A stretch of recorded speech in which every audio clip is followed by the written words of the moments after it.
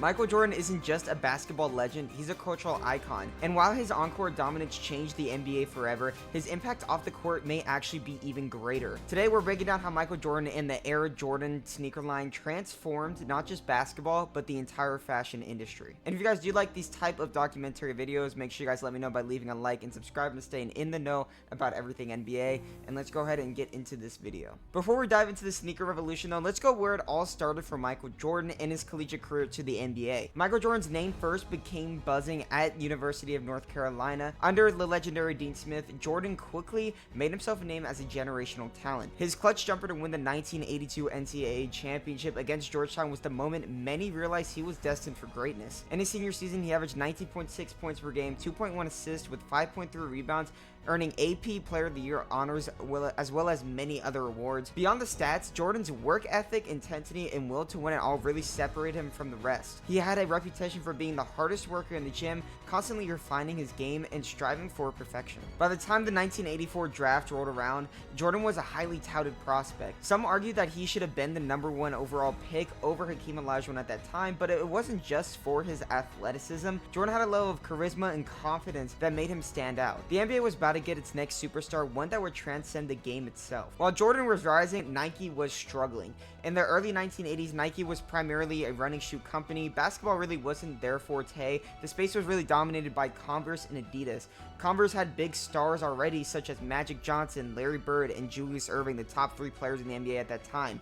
Adidas, on the other hand, was popular with athletes and had the street apparel that Jordan loved. Nike, it was barely a basketball factor. At this time, Nike wasn't desperate to compete and they needed innovation, right? Their basketball division was a very small piece of their business and they were searching for an athlete who could change that. They weren't just looking for a player to wear their shoes, they wanted a global icon to build around, and this is where Michael Jordan enters into this story. With Jordan entering the NBA, obviously every single sneaker brand wanted this man. He was an absolute stud in college, right? Converse was really the logical choice for him. They were the official shoe of the NBA's top stars.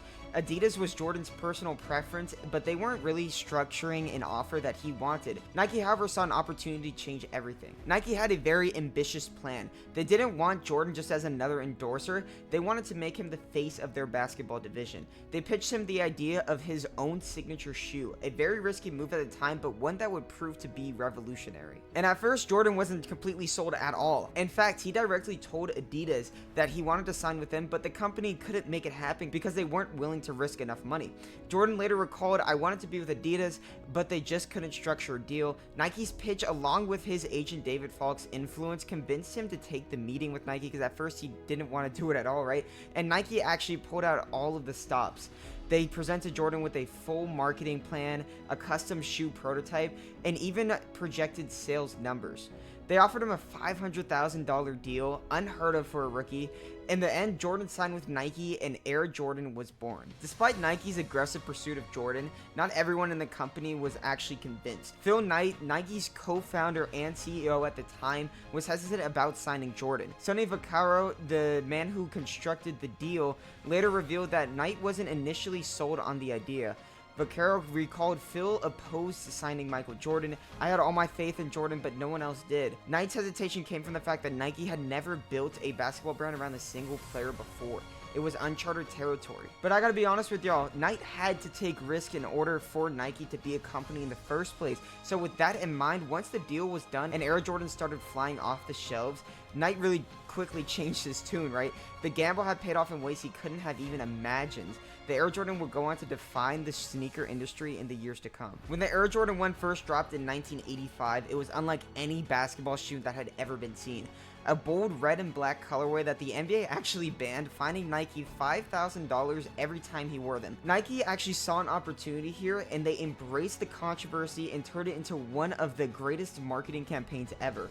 Banned by the NBA became a rallying cry. Nike gladly paid the $5,000 fine, knowing it was fueling the hype. The genius behind Nike's strategy cannot be overstated. They turned a league punishment into free advertising and making Air Jordans a rebellious statement.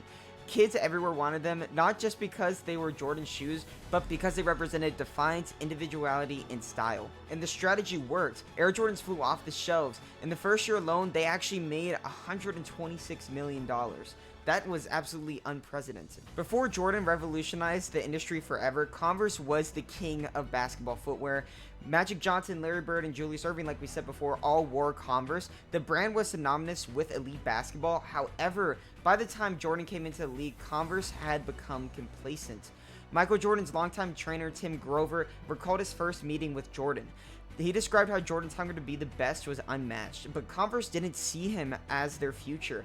They did believe that they had their superstars and they really weren't willing to build a brand around Jordan, which honestly made sense, right? You don't want to bring a rookie in and already have him compared to people like Larry Bird, Magic Johnson, and Julius Erving, right? This was a major misstep, however, and Nike took the opportunity to swoop in and create an absolute dynasty. The Air Jordan did not just make Nike rich, it changed the way players thought about endorsements. Before Jordan, signature shoes were rare. After Jordan, they became the gold standard. Soon, every NBA star wanted their own signature shoe. From Allen Iverson to LeBron James, the sneaker culture we see today wouldn't exist without the Air Jordan.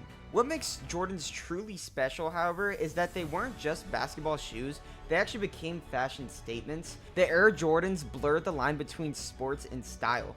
Hip-hop artists, actors, and fashion icons adopted them, making Jordans just as relevant on the court as they were off of it. From Run DMC rocking Adidas to Kanye and Travis Scott actually collaborating on Jordans, sneakers became cultural symbols. Air Jordans helped rise the fuel of culture, streetwear, and resale markets where limited editions go for thousands of dollars. Today, Air Jordans are actually bigger than ever.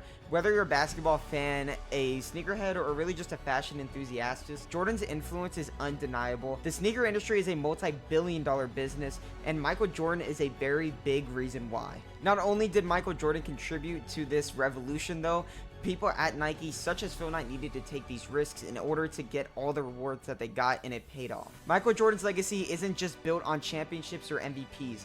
It's in every sneaker drop, every kid who laces up a pair of Jordans, and every player who has dreams of having their own signature shoe. From the courts to the streets, the Air Jordan revolution will continue. And that's the end of today's video. I really hope you guys enjoyed. If you do, make sure you guys leave a comment down below. And actually, let me know, what is your favorite Air Jordan of all time? I'm actually pretty interested to see what y'all say. Don't forget, make sure you guys like and subscribe if you made it this far throughout the video. It means that you guys did appreciate it. So I really do appreciate y'all for checking the video out, though. And I will see you guys next week.